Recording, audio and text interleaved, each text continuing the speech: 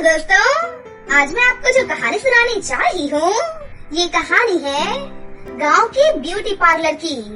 तो चलिए दोस्तों, देखते हैं आज की ये कहानी। बिहार के किसी गांव में श्वेता नाम की एक गरीब लड़की रहती थी। वो अनाथ थी। उसके माता पिता की कई समय पहले ही किसी हादसे में मौत हो गई थी। श्वेता अपने गुजारे के लिए एक छोटा सा ब्यूटी पार्लर चलाया करती थी। श्वेता गांव की लड़कियों का बहुत ही कम पैसों में सुंदर सा मेकअप करती थी, जो सबको बहुत पसंद आता था। दूसरी तरफ जब भी उसके पास कोई गरीब लड़की आती, तो श्वेता बिना पैसे लिए उसका मुफ्त में ही मेकअप कर देती थी। ऐसे ही एक दिन की बात है। श्वेता के पास काजल नाम की एक लड़की आती है और उससे कहती है, सुनो, मैं पास वाले शहर से आई हूँ। मुझे एक शादी में शामिल होना है। जल्दबाजी में मैं अपना मेकअप ही नहीं कर पाई, इसीलिए मैं अपना मेकअप करवाने तुम्हारे पास यहाँ आई हूँ। चलो जल्दी से मेरी थ्रेडिंग बना दो और मेकअप करके मेरे चेहरे को हसीन और खूबसूरत बना दो। उसके बाद श्वेता काजल की थ्रेडिंग बनाकर उसका अच्छे से मेकअप कर देती है। अपना इतना सुंदर मेकअप देखकर काजल बहुत खुश होती है। अरे वाह, तुमने तो मेरा बहुत अच्छा मेकअप किया है। कहो कितने पैसे हुए तुम्हारे? फिर श्वेता उसे सिर्फ 500 रुपए ही बताती है। ये सुनकर काजल हैरान रह जाती है। अरे तुम तो बहुत ही कम पैसे मांग रही हो। शहर में तो इस काम के हजारों रुपए लग जाते हैं। सच में तुम तो बहुत ही ईमानदार हो। हाँ, क्योंकि मैं सच्चाई और ईमानदारी से ही पैसे कमाती हूँ। तुम्हारी इसी ईमानदारी से मैं बहुत खुश हुई, इसीलिए मैं तुम्हें अपनी सहेली बनाना चाहती हूँ। देखो, मेरे पापा एक पुलिस ऑफिसर हैं, इसीलिए जब भी तुम पर कोई भी मुसीबत आए तो तुम मुझे तुरंत ही फोन कर देना। ये लो मेरा फोन नंबर। फिर वो दोनों काफी बातें करने के बाद काजल श्वेता से विदा लेती है और वहाँ से चली जाती है। इस तरह कुछ दिन बीत जाते हैं, लेकिन फिर एक दिन अचानक उस गांव में तेज बारिश की वजह से बाढ़ आ जाती है और उस बाढ़ में श्वेता का पार्लर और उसका घर दोनों ही बह जाते हैं। अब श्वेता बेचारी बहुत ही परेशान हो जाती है और वो सोचती है, हे ऊपर वाली, एक ही रात में मेरा सब कुछ बर्बाद हो गया। मैंने बड़ी मेहनत से अपना ब्यूटी पार्लर खोला था, लेकिन शुक्र है मैंने बैंक में कुछ पैसे जमा कर रखे थे। अब मैं उन पैसों को शहर लेकर जाऊंगी और उससे शहर में ही एक ब्यूटी पार्लर खोलूंगी। उसके बाद श्वेता बैंक में जाती है और बैंक से सारे पैसे निकाल लेती है और उन पैसों को लेकर शहर में पहुंच जाती है।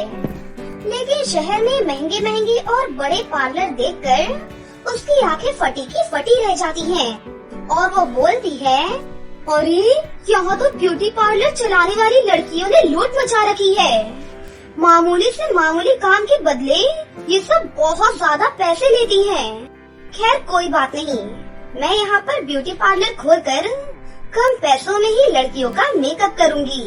उसके बाद श्वेता एक छोटा सा ब्यूटी पार्लर खोल लेती है और कम कीमत में ही लड़कियों का मेकअप करना शुरू कर देती है। दूसरी तरफ श्वेता का किया हुआ मेकअप बहुत ही अच्छा होता था, जिस वजह से उसके पास आने वाली सभी लड़कियां अपनी सहेलियों को भी लेकर वहां पर आया करती थीं। और इस तरह धीरे धीरे श्वेता का पार्लर चल पड़ा। लेकिन श्वेता की कामयाबी से आसपास के ब्यूटी पार्लर चलाने वाली लड़कियों को बहुत जलन होने लगती है और वो लोग आपस में बोलती हैं, जब से इस गांव की गवार ने यहाँ ब्यूटी पार्लर खोला है, तब से हमारा धंधा बिल्कुल चौपट हो गया है। हाँ, तूने बिल्कुल सही कहा। ये बहुत ही कम कीमत में लड़कियों का अच्छा मेकअप करती है। हमें कुछ न कुछ तो करना ही होगा, वरना एक दिन हमें अपना ब्यूटी पार्लर बंद करना पड़ेगा। उसके बाद सभी लड़कियाँ मिलकर श्वेता के पास पहुँच जाती हैं और श्वेता को धमकाते हुए कहती हैं, हमारी बात कान खोलकर सुन ले। आज के बाद तू यहाँ पर ब्यूटी पार्लर नहीं चलाएगी। जहाँ से आई है वहीं पर वापस लौट जा। अगर तूने हमारी बात नहीं मानी तो तेरा अंजाम बहुत बुरा होगा। अरे ये क्या बात है?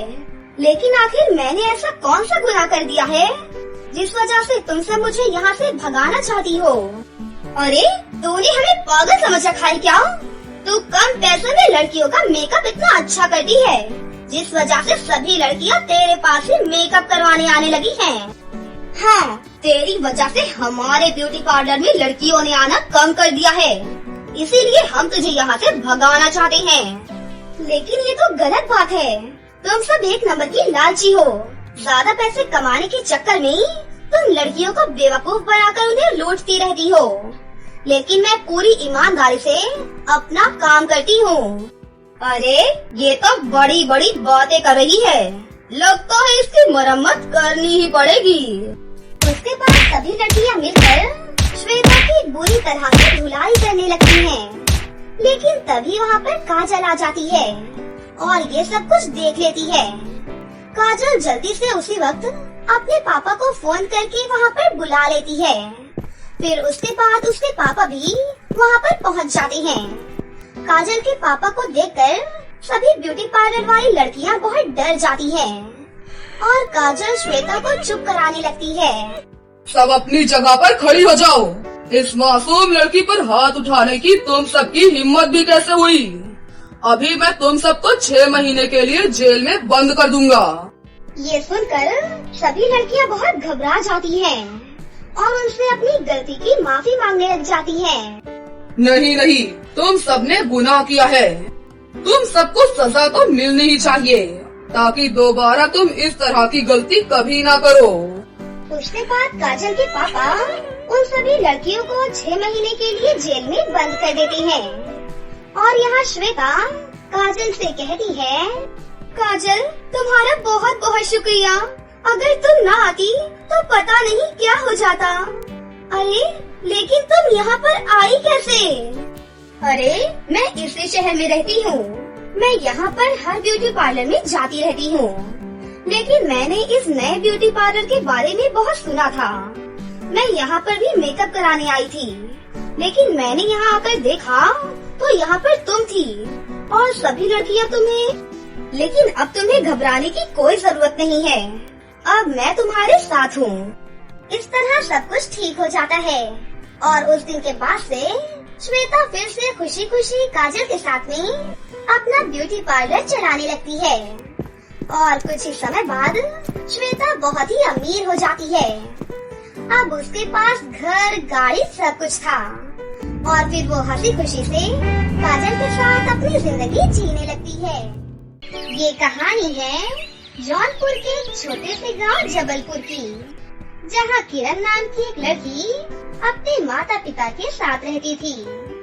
किरण उनकी इकलौती बेटी थी, इसलिए उसके माता पिता उससे बहुत प्यार करते थे और वो लोग हर महीने अलग अलग जगह पर घूमने जाया करते थे। एक बार की बात है, किरण के माता पिता किरण को घर में अकेले छोड़ किसी जरूरी काम से कहीं जा रहे थे। तभी सड़क दुर्घटना में उन दोनों की मृत्यु हो जाती है और किरण के माता पिता उसे हमेशा के लिए छोड़कर चले जाते हैं। इस घटना के बाद किरण बहुत ही अकेली हो जाती है। उसके चाचा चाची बहुत ही दुष्ट थे। वो लोग किरण के घर में आकर उसे बहुत डराते धमकाते हैं। फिर किरण को धक्के मारकर घर से बाहर निकाल देते हैं और उसकी सारी जमीन जायदाद को हड़प लेते हैं।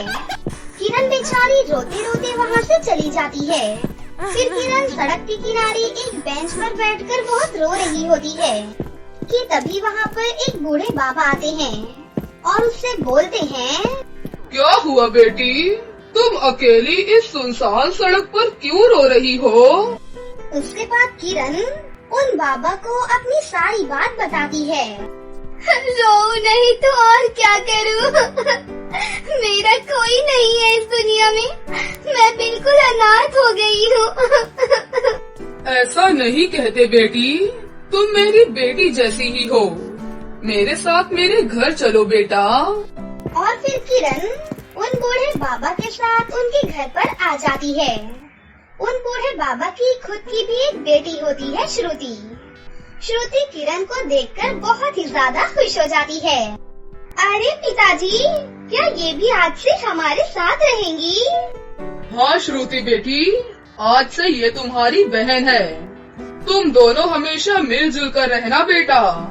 हेलो किरण, आओ मैं तुम्हें अपना घर दिखाती हूँ। और फिर कुछ ही देर में वो दोनों एक दूसरे से घुल मिल जाती हैं। वो बूढ़े बाबा दूसरों के खेतों में काम करके जो कुछ कमाते थे, उसी से उनके घर का गुजारा चलता था। एक बार की बात है, उसी गांव में मुखिया की बेटी मयूरी की बहुत ही धूमधाम से शादी होने वाली थी। शादी की तैयारियां बहुत ही जोरों शोरों से हो रही थी। शादी में गांव के सभी लोगों को बुलाया गया था। मयूरी की शादी में सारी लड़कियों को लहंगे ही पहन कर आना है। और हाँ किरण और श्रुति, तुम दोनों को तो जरूर आना है। किरण, तुम्हें तो बहुत ही अच्छी मेहंदी लगाने आती है ना, इसीलिए तुम्हें मेहंदी की रस्म में भी आना है। शादी का माहौल है तो सब लोग नए कपड़े ही पहन कर आना, ठीक है? उसके बाद दोनों बहनें वहाँ से चली जाती हैं। तभी श्रुति कहती है, दीदी, हम कैसे इनकी शादी में जा सकती हैं? हमारे पास तो लहंगे हैं ही नहीं, और हमारे पास इतने पैसे भी नहीं हैं कि हम बाजार से नया लहंगा खरीद सकें। तुम बिल्कुल ठीक कह रही हो छोटी, अब हम क्या करें? श्रुति और किरण ये बात कर ही रही होती है कि तभी वहाँ पर शनाया आ जाती है और वो बोलती है, अरे किरण और श्रुति, ये लो 2000 रुपए, ये मालकिन ने भिजवाए हैं। हमें पता है कि तुम्हारे पास अच्छे कपड़े नहीं हैं, इसीलिए इन पैसों से बाजार जाकर बढ़िया सा लहंगा खरीद लेना और मेहंदी वाले दिन दोनों बहन अच्छे से तैयार होकर आ जाना। आपका बहुत बहुत धन्यवाद दीदी, हम जरूर आएंगे। उसके बाद शनाया वहाँ से चली जाती है। अरे वाह दीदी, ये लोग कितने अच्छे हैं। चलो हम लहंगा खरीदने चलते हैं। मैं तो अपना पसंदीदा येलो वाला लहंगा लूंगी। हाँ छोटी, चलो चलते हैं। दोनों लहंगे खरीदने के लिए बाजार जा ही रही होती हैं कि तभी रास्ते में एक लड़की बहुत रो रही होती है। दीदी, मेरी माँ बहुत बीमार है, उसने 2 दिनों से कुछ भी नहीं खाया है। प्लीज मेरी मदद करो दीदी। दीदी प्लीज। श्रुति और किरण को उस लड़की पर बहुत दया आती है और किरण उससे बोलती है, अच्छा ठीक है, तुम परेशान मत हो, तुम हमें अपने घर लेकर चलो। उसके बाद श्रुति और किरण उस लड़की के साथ उसके घर पर जाती हैं। वो उसके घर जाकर देखती हैं तो वहाँ पर एक बूढ़ी औरत बीमार बिस्तर पर लेटी हुई थी। जब किरण उसके माथे पर हाथ रखती है तो वो औरत बुखार से तप रही होती है। अरे आंटी, आपको तो बहुत तेज बुखार है, आप रुको, मैं अभी डॉक्टर को बुला कर लाती हूँ। और फिर किरण डॉक्टर को बुलाकर लाती है। फिर डॉक्टर उस बूढ़ी औरत को चेक करती है और बोलती है, घबराने की कोई बात नहीं है, ये मैं कुछ दवाइयाँ लिख रही हूँ, इसे मंगवा कर इन्हें टाइम से दे दीजिएगा। 1-2 दिन में बिल्कुल ठीक हो जाएंगी। अच्छा, अब मैं चलती हूँ, इनका अच्छे से ध्यान रखना। इतना बोलकर डॉक्टर वहाँ से चली जाती हैं। फिर किरण और श्रुति दुकान से उस औरत के लिए दवाई लेकर आती हैं और फिर उनके लिए खाना भी लेकर आती हैं। फिर वो बूढ़ी औरत खाना खाती है और जल्दी से दवाई खा लेती है। फिर वो किरण और श्रुति से कहती है, बेटी, तुम दोनों बहुत ही प्यारी और नेक बच्ची हो। तुम दोनों भी मेरी बेटी सोनी के जैसी ही हो। आज तुमने मेरी जान बचाकर मुझ पर बहुत बड़ा एहसान किया है बेटा। एहसान कैसा आंटी, ये तो हमारा फर्ज था।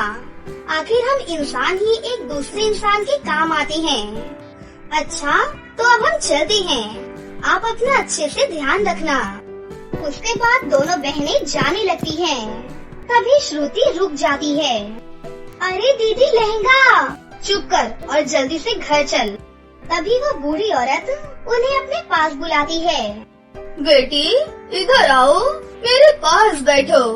मैं कोई साधारण औरत नहीं हूँ, मैं जादूगरनी सावित्री हूँ। तुम दोनों ने मेरी जान बचाई है तो तुम्हें मैं खाली हाथ कैसे जाने दूं बेटा। उसके बाद वो बूढ़ी औरत वहाँ पर 3 जादुई लहंगे प्रकट करती है। ये लो, ये 3 जादुई लहंगे हैं। इसमें से पिंक वाला लहंगा किरण का, और येलो वाला श्रुति का, और लाल वाला मेरी बेटी सोनी का। आपको कैसे पता आंटी कि हमें लहंगे की जरूरत है? मैं एक जादूगरनी हूँ। मेरा ये घर भी जादुई है, और तुम्हारा चेहरा देखकर ही मैं सब कुछ समझ गई थी। अच्छा सुनो, मेरा अंतिम समय नजदीक आ चुका है। तुम दोनों मुझसे वादा करो, मेरे जाने के बाद तुम मेरी बेटी सोनी को भी अपनी बहन की तरह ही प्यार करोगी और उसे सदा अपने पास रखोगी। हम आपसे वादा करते हैं आंटी, आज से सोनी भी हमारी बहन है। फिर कुछ ही देर बाद सावित्री की मृत्यु हो जाती है और वो तीनों बहनें उदास हो जाती हैं। फिर तीनों बहन उन जादुई लहंगों को लेकर अपने घर वापस आ जाती हैं। वो तीनों जैसे ही उन लहंगों को पहनती हैं, तो वो पहले से भी बहुत ज्यादा खूबसूरत लड़कियों में बदल जाती हैं। लहंगे पहनते ही उनका टूटा फूटा मकान एक बहुत ही बड़े घर में बदल जाता है और उनके घर में तरह तरह के furniture, TV, fridge, AC, mobile, सारी जरूरत की चीजें खुद ब खुद आ जाती हैं। तभी वो बूढ़े बाबा भी घर पर आ जाती हैं और फिर किरण उन्हें उन जादुई लहंगों और सोने के बारे में भी बताती है। देखिए पिताजी, ये सब इन जादुई लहंगों की वजह से हो रहा है। अब हम बहुत अमीर हो गए हैं पिताजी। हाँ बेटा, ये सब तुम लोगों के अच्छे कर्मों का ही फल है। और फिर वो तीनों बहनें मयूरी की शादी में जाती हैं और वहाँ पर खूब मौज मस्ती करती हैं। फिर वो तीनों हंसी खुशी से अपने पिता के साथ और उन जादुई लहंगों के साथ रहने लगती हैं।